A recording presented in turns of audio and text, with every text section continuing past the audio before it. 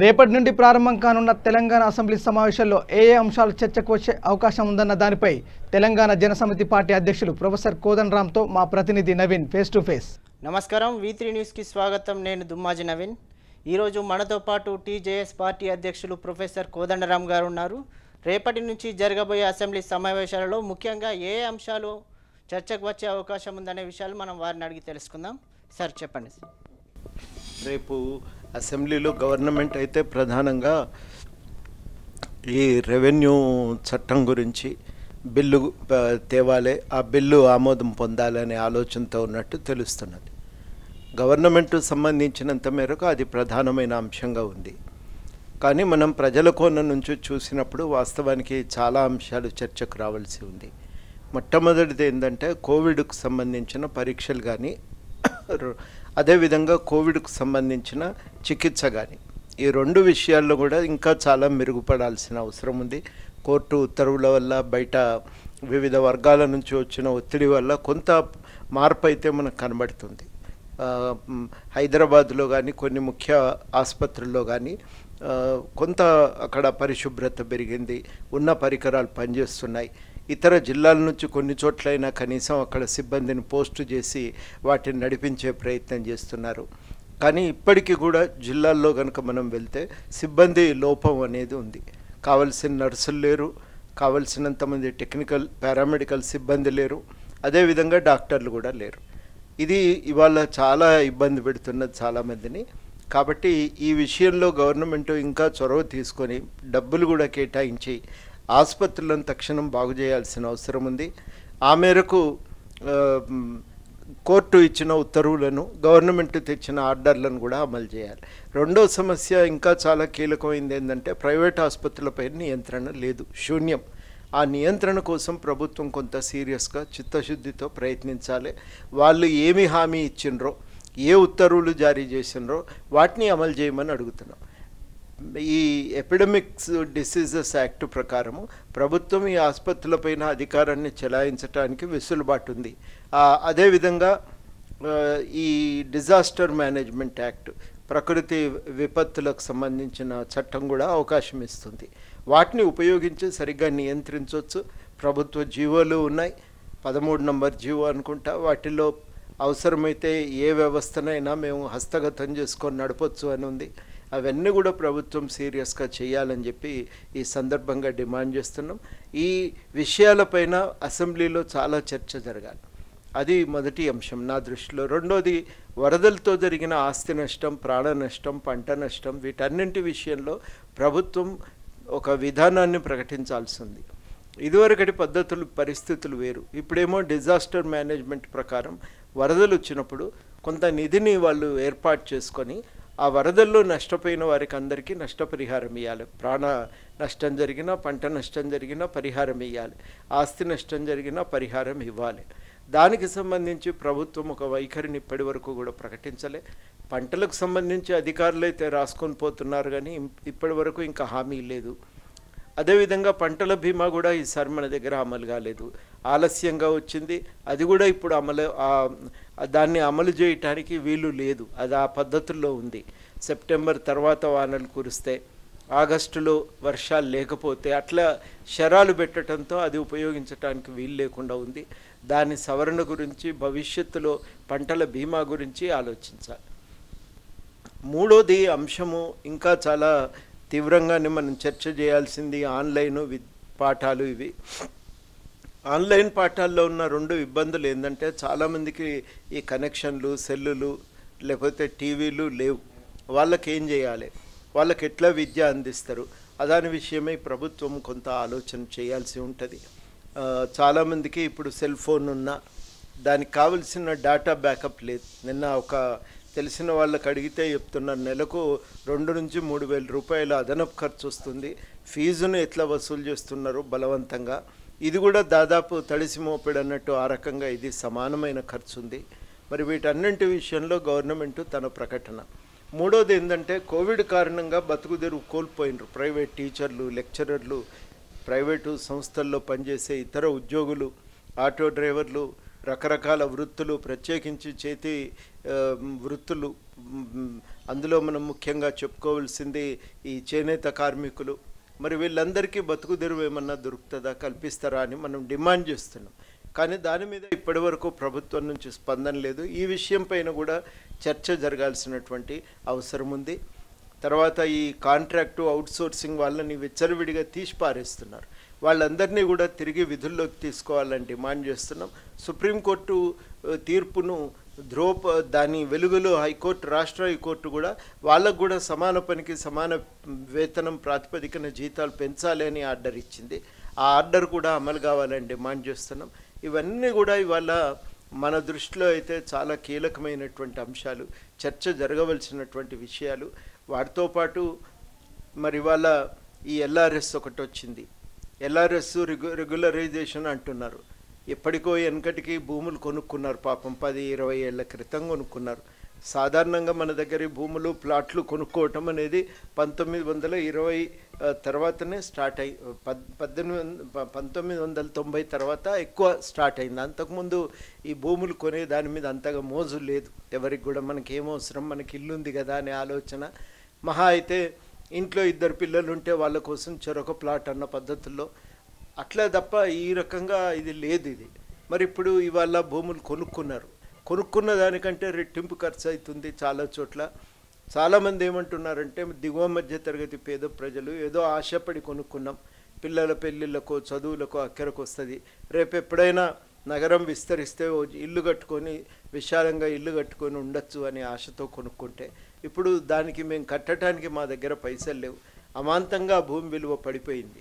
దీంతో ఏమవుతుందంటే ఎవరో పలుకుబడి ఉన్న వ్యక్తి వాటిని తక్కువ ధరకు తీసుకొని వాటన్నింటినీ రెగ్యులరైజ్ చేసుకుంటాడు. ఆ రకంగా పేదల చేతుల్లో నుంచి ప్లాట్లన్నీ పెద్దల చేతుల్లోకి పోయే ప్రమాదం ఉంది. గవర్నమెంట్ దీన్ని దృష్టిలో పెట్టుకొని ఈ మొత్తం స్కీమ్ను పునరాలోచన చేయాలి. దాని విషయమై సభలో చర్చ చేసి ఒక నిర్ణయాన్ని తయారు చేస్తే బాగుంటుందని నేను అభిప్రాయపడుతున్నాను. ఇప్పుడున్న విధానం అయితే బాగాలేదు, పేదలకు నష్టం చేసేదిగా ఉంది. వాళ్ళ ప్లాట్లు వాళ్ళ చేతుల్లోంచి జారిపోయే విధంగా ఉంది. దీనికి రేటు తగ్గించాలి. ఒక 300 గజాల దాకా ఫ్రీగా చేయాలి. 300 దాటినాక ఒక 1000 గజాల వరకు దాని రేటు నామినల్గా ఉండాలి. అవి రెండు కూడా చాలా కీలకమని నేను భావిస్తూ ఉన్నా. ఆ ప్రయత్నం కనుక ప్రభుత్వం చేస్తే అప్పుడు పేద ప్రజలకు లాభం అవుతుంది. ఇది రెగ్యులరైజేషన్ స్కీమ్కి ఛార్జెసే వసూలు చేయాలి తప్ప అదనంగా గవర్నమెంట్ రుసుము వసూలు చేయటం సమంజసంగా లేదు. గవర్నమెంట్కు రెవెన్యూ కోసం తీసుకొచ్చిన యాక్ట్ అంటారా, లేదంటే ప్రజలకు ఉపయోగపడుతుందని తెచ్చిన? అది గవర్నమెంట్ రెవెన్యూ కోసం చేసిన ప్రయత్నం తప్ప ఇంకోటి కాదు. కాబట్టి ఇప్పటికైనా గవర్నమెంట్ దాన్ని సవరించాలి. దానిపైన ఒక చర్చ కూడా జరగాల్సి ఉంటుంది. నా దృష్టిలో ఇవి కొన్ని కీలకమైనటువంటి సమస్యలు, చర్చ చేయాల్సినటువంటి అవసరం ఉన్నది. వీటిపైన ప్రభుత్వం స్పందిస్తుందని మనం ఆశిస్తున్నా. అసెంబ్లీలో కూడా చర్చకు ఒక సమయం దొరుకుతుందని కూడా నేను ఆశిస్తున్నా. ఇప్పుడు ముఖ్యంగా రెవెన్యూ చట్టంపై మనకు యాక్ట్ తీసుకొస్తారనే అవకాశం ఉందంటున్నాం కదా సార్. దీంట్లో ఇప్పుడు ఎంఆర్ఓ వ్యవస్థ కానీ విఆర్ఓ వ్యవస్థను తీసేసే ఉద్దేశం ఏమైనా ఉన్నదనుకుంటారా? అది ఏం జరుగుతుంది అనేది మనకు తెలియదు, పేపర్లో వస్తున్న వార్తలే. వాస్తవానికైతే గవర్నమెంట్ ఇంత రహస్యంగా ఉంచవలసిన పని లేదు. డ్రాఫ్ట్ను పబ్లిక్కు రిలీజ్ చేసి చర్చలు, అందరి అభిప్రాయాలు తీసుకొని క్రోడీకరించి అప్పుడు చట్టాన్ని ఫైనలైజ్ చేస్తే బాగుంటుంది. అట్లా కాకుండా రహస్యంగా పెట్టి సభలో పెట్టి తొందరగా దాన్ని పాస్ చేయించే ప్రయత్నం చేస్తారు. మీరు చూడండి, అదే జరగబోతుంది. అట్లా కనుక జరిగితే చాలామందికి చాలా నష్టం జరుగుతుంది. అనేక అభిప్రాయాలు అనేక సంఘాలకు ఉన్నాయి. ప్రజలకు కూడా కొన్ని అనుభవాల ద్వారా ఆధారంగా కొన్ని చెప్పగలుగుతారు, ముఖ్యంగా పేద ప్రజలు, ఆదివాసులు, దళితులు. ఇక రెండవది ఏంటంటే సుదీర్ఘ అనుభవం ఉన్న రెవెన్యూ డిపార్ట్మెంట్లో పనిచేసి సుదీర్ఘకాలం పాటు రిటైర్ అయినటువంటి ఉద్యోగులు ఉన్నారు. తర్వాత కోర్టుల్లో సివిల్ కేసులు చేసే సీనియర్ అడ్వకేట్లు ఉన్నారు. వాళ్ళందరి అభిప్రాయాలు తీసుకుంటే నష్టమేం లేదు. కొంత చర్చకు పెడితే బాగుండేది, కానీ రహస్యంగా ఉంచారు. ఒక పత్రికల్లో వస్తున్న వార్తల ప్రకారం గ్రామ రెవెన్యూ వ్యవస్థ అనేది ఉండదు అని. అంటే ఇంకా గ్రామ స్థాయిలో ఉన్న విఆర్ఓకి ఏమీ ఉండదు, ఏదున్నా ఎంఆర్ఓ చేతిలో అనేది వస్తున్నది. ఒక రకంగా విఆర్ఓలు ఏం చేస్తున్నారంటే ఆ లోకల్గా ఉన్న ఒత్తిళ్ళ వల్ల ఆ రికార్డ్స్ని సరిగ్గా నిర్వహించలేకపోతున్నారు, శిక్షణ లేదు దానికి అనే సమస్యలు అయితే ఉన్నాయి. స్వతంత్రంగా వ్యవహరించగలిగే పని అయితే చాలా బాగుంటుంది. మరి అది లేనప్పుడు పూర్తిగా గ్రామ పాత్ర ఎంత మేరకు ఉండాలి అనేది కూడా మనకు కొంత క్లారిటీ రావాలి. ఇవి మనకు రెవెన్యూ చట్టంలో బయటకు వచ్చిన విషయాలైతే గవే, ఇంకా వేరే ఏముందని అనేది మనకు తెలియదు. ఒక మాట అయితే మనం చెప్పుకోవాలి, ఏంటంటే రెవెన్యూ చట్టం అనేది ఒకటి సమగ్ర చట్టం రావటం అవసరం. ఎన్నో 80 చట్టాలు ఏమో ఉన్నాయంటున్నారు. అన్ని చట్టాలు అవసరం లేదు. అన్నింటినీ ఒక్కొక్క సందర్భంలో ఒక్కో చట్టం వచ్చింది, ఒక్కో అవసరానికి కోసం వచ్చింది. అన్నింటినీ ఒక చట్టంగా క్రోడీకరించే ప్రయత్నం అయితే జరగాల్సిన అవసరం ఉంది. దాంట్లో భిన్నాభిప్రాయాలు లేవు. ఇవాళ ఉన్న భూమి సమస్యలు పరిష్కారానికి మొట్టమొదట ఎవరైనా నిపుణులు, భూమికి సంబంధించిన వ్యవహారాలు నిపుణులు ఏమంటున్నారంటే ముందైతే అది మారాలి, అది ఆ చట్టం అనేది ఒకటి సమగ్రంగా రావాలి. వస్తే అప్పుడు సర్వేలు అవన్నీ నిర్వహించుకొని సమస్యలను పరిష్కరించుకోవచ్చు అని వాళ్ళు అంటున్నారు.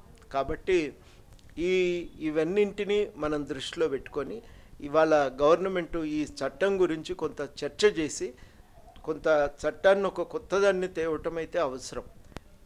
దాంట్లో అందరి అభిప్రాయాలు కూడా తీసుకోండి, క్రోడీకరించండి. ఎందుకంటే ఒక సమగ్ర చట్టం తెస్తున్నప్పుడు అది మళ్ళీ ఏ లొసుగులు లేకుండా ఉంటే దీర్ఘకాలికంగా నిలబడగలుగుతుంది. ఆ సమస్యలన్నింటినీ దృష్టిలో పెట్టుకొని ఒక సమగ్రమైన చట్టాన్ని తేవాలని కోరుతున్నాం. వీటి మీద అసెంబ్లీలో కూడా మరి సమస్యలను చర్చించటానికి అవసరమైతే ఓ సబ్ కమిటీనన్నా వేయండి. వేస్తే అసెంబ్లీ కమిటీ సెలెక్ట్ కమిటీకి వేస్తే అందరం పోయి చెప్పుకోగలుగుతాం. అట్లాంటి ఒక అవకాశం అన్నా ఇస్తే బాగుంటుందని గవర్నమెంట్ని కోరుతున్నాం. సార్, ఇప్పుడు కోవిడ్ నిబంధనల పేరుతో మన అసెంబ్లీలో మీడియా పాయింట్ను తొలగించారు.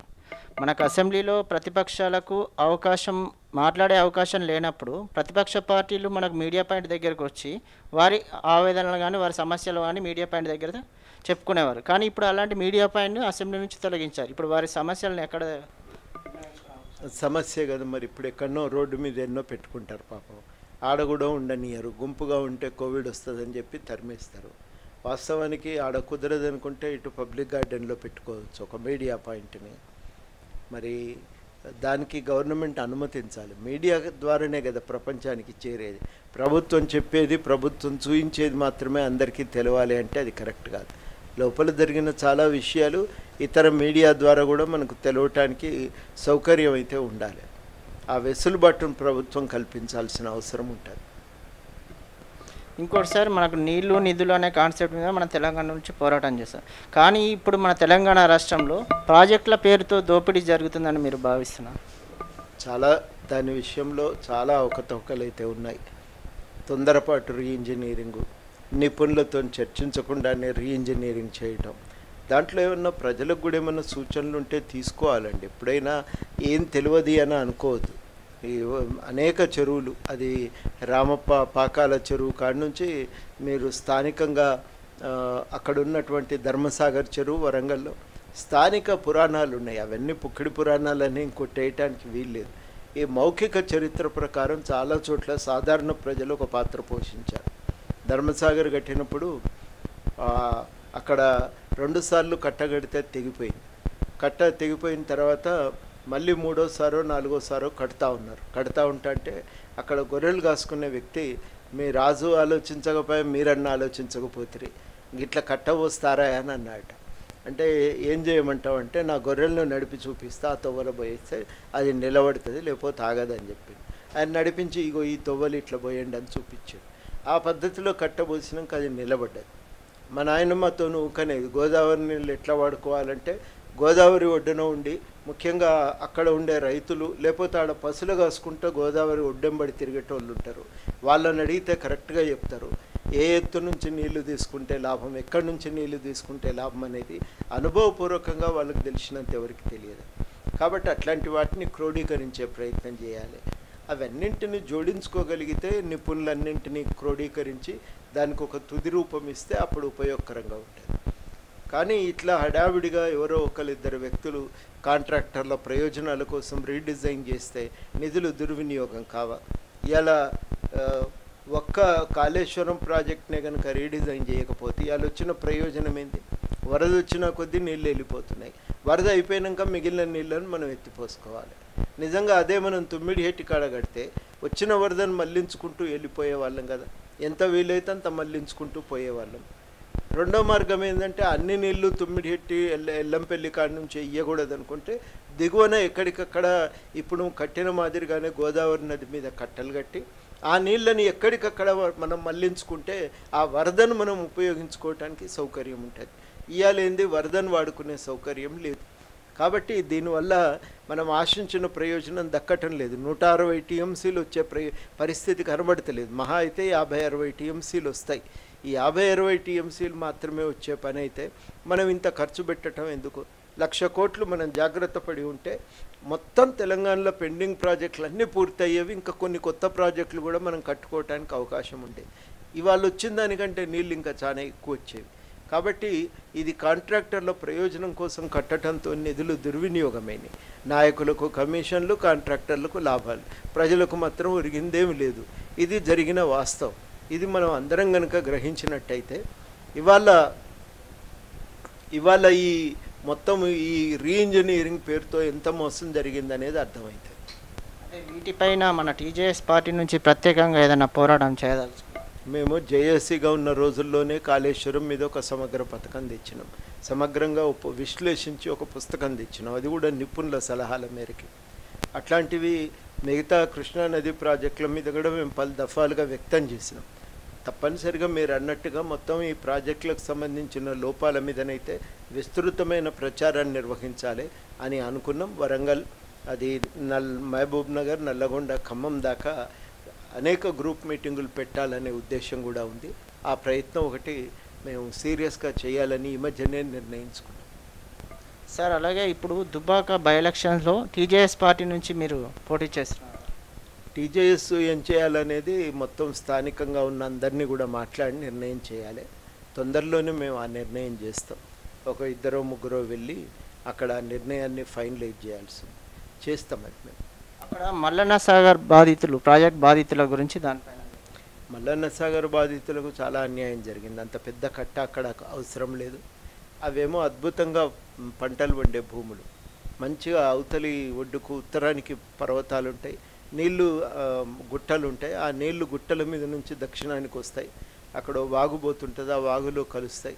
ఆ నీళ్ళ వల్ల ఉన్న చెరువులన్నీ నిండి ఎప్పటికీ వాళ్ళకు మంచిగా 2 పంటలు అయితే వస్తాయి. అట్లాంటి భూములను మనం ముంచుతున్నాం. అది గవర్నమెంటు జాగ్రత్త పడి ఉంటే కొంత మేరకైన భూములు మిగిలేవి. అన్ని భూములు మిగలకుండా ప్రాజెక్టులు కట్టడం అనేది సాధ్యం కాదు, అందరికీ తెలుసు. కానీ ఇంత పెద్ద ప్రాజెక్టు 50 టీఎంసీలది, ఓ 4-5 ఊళ్ళు లేచిపోవటం ఇది అవసరం లేకుండే. దాన్ని ఒక 2-3 గ్రామాలకు పరిమితం చేసి ఒక 4-5 టీఎంసీలకు పరిమితం చేసి ఉంటే సరిపోయేది. ఈ మాట ఇంజనీర్లు కూడా ఒప్పుకుంటారు, ఇది కరెక్ట్ కాదని. అన్ని నీళ్లు పోయటానికి ప్రస్తుతం దానికి దగ్గర అక్కడ పంపింగ్ సామర్థ్యం కూడా లేదు. కాబట్టి గవర్నమెంటు చేసిన తప్పు వల్ల మల్లన్న సాగర్ వాళ్ళు కూడా భూములు మళ్ళా నష్టపరిహారం పొందటానికి బాగా తిప్పలబడ్డారండి. మామూలుగా కాదు అది. ఒక్కొక్క కుటుంబం పాపం అది నీళ్లు కాదు, రక్తమే గారింది వాళ్ళ కళ్ళల్లో నుంచి.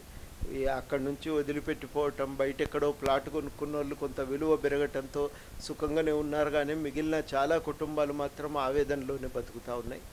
చాలా దురదృష్టకరమైన పరిస్థితి అది. ఇప్పుడు ఈ బై ఎలక్షన్లో ఇదే అంశంపై టీజేఎస్ పార్టీ ప్రత్యేక తీసుకొని దేని పోటీ చేసే అవకాశం ఉంది. బై ఎలక్షన్స్ విషయం అయితే ఆలోచిస్తాము. ఒక 10 రోజుల్లో మేము ఏదో ఒక నిర్ణయానికి అయితే రావాలి, వాయిదా వేయటానికి లేదు. ఇక మిగతా ఎన్నికల విషయంలో గ్రాడ్యుయేషన్ పట్టభద్రుల నియోజకవర్గం నుంచి మీరు పోటీ చేస్తున్నారు అనేది ఇప్పుడు మామూలుగా చర్చ జరుగుతున్న అంశం. దీనిపైన పార్టీ అయితే పోటీ చేయాలని నిర్ణయమైంది. కాదు, మీరే పోటీ చేస్తున్నారని స్వయంగా చెప్తున్నాం. మీరు అడిగిన ప్రశ్నకు సమాధానమే చెప్తాను. పార్టీలో పోటీ చేయాలనేది మొట్టమొదట నిర్ణయమైంది.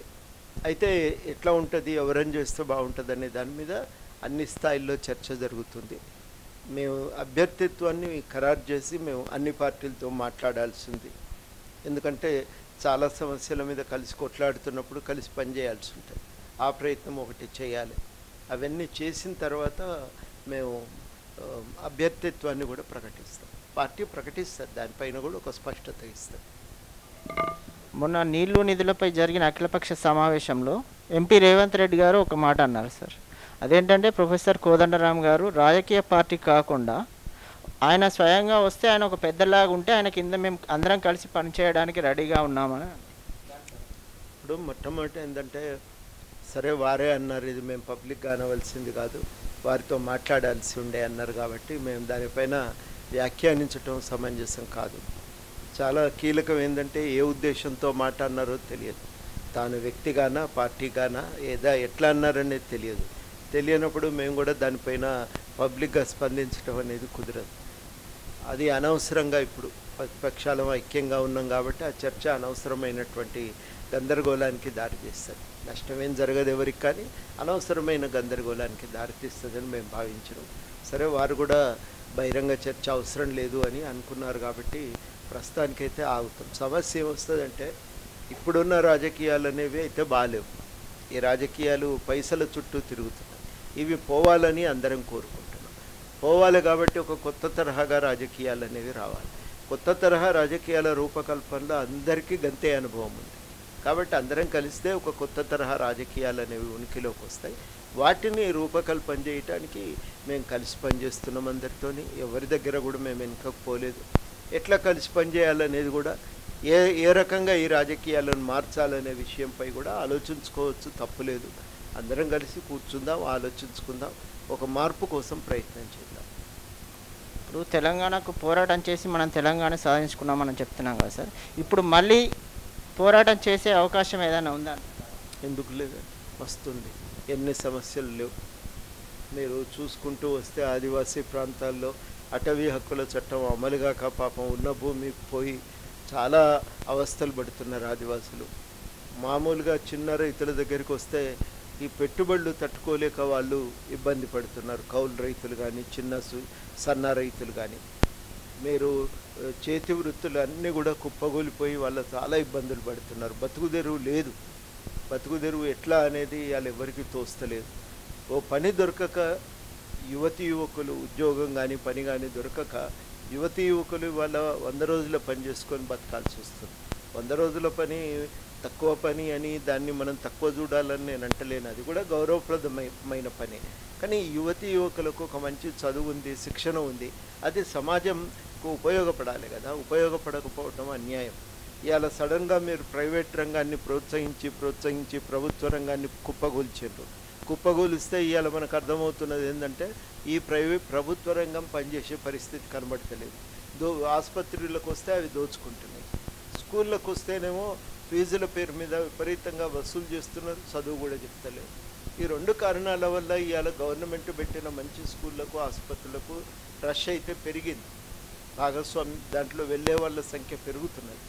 ఇట్లాంటి సమయాన మరి నిజంగానే ఇవాళ వాటిని పెంచాలి, బలోపేతం చేయాలనే డిమాండ్ ప్రజల్లో కూడా వస్తుంది. సమస్యలు వీటన్నింటికీ పరిష్కారానికి చూపటానికి ఎవ్వరు కదిలినా జనం కదలటానికి సిద్ధంగా ఉన్నారు. కాకపోతే ఏంటంటే కోవిడ్ వలన మనం కొన్ని జాగ్రత్తలు పాటించాల్సి ఉంటుంది కాబట్టి ఒక విస్తృతమైన ఆందోళనకు అనే దానికి మనం ఇప్పుడిప్పుడే ఏం చేయలేకపోతున్నాం.